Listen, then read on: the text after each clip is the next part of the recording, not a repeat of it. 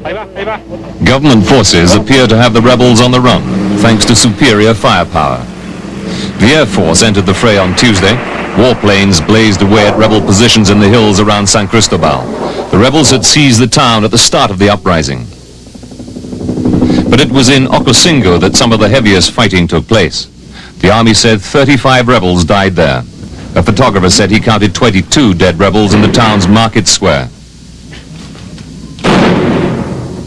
Villagers said the rebels had fled into the hills, but hundreds of soldiers who were working their way through the town house by house were taking no chances.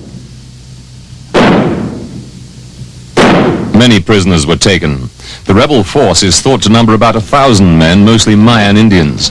The government said they'd been manipulated by extremists, including some foreigners. But then the government itself cast doubts on that version when it offered negotiations, providing that the rebels disarm, free their hostages, and identify their leaders.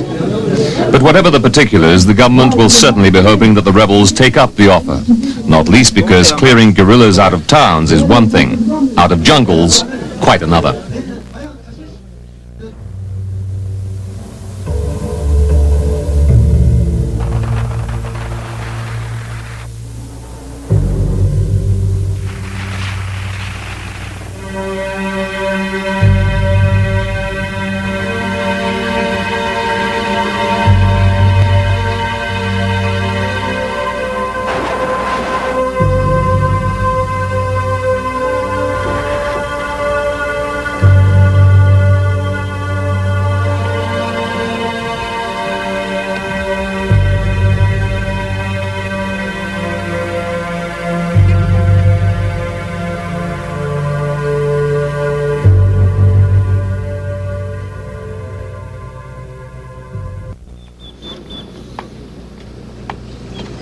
In the countryside of Chiapas state, the impression is one of the government digging in for a long and difficult battle.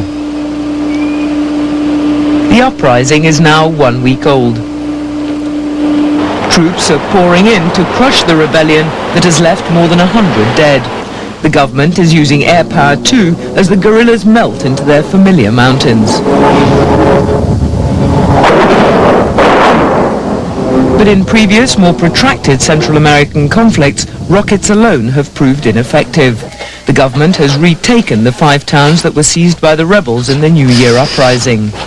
But the fighting has been costly, with casualties high, especially among the Indians. The rebels say their uprising is far from over. Indeed, recent days have seen attacks on electricity pylons outside 2 cities further north towards Mexico City. The Indians claim to be fighting for indigenous rights in their impoverished state. Villagers in San Cristobal took to the streets to press for an end to the conflict. Some of the heaviest fighting has occurred here. But even as they called for peace, there were signs that the Zapatistas are making good their threats to move on the capital. A car bomb exploded in this underground car park. Only 1 person was injured, but damage was extensive. In the nervous atmosphere of the capital, suspicion for the attack focused swiftly on the rebels.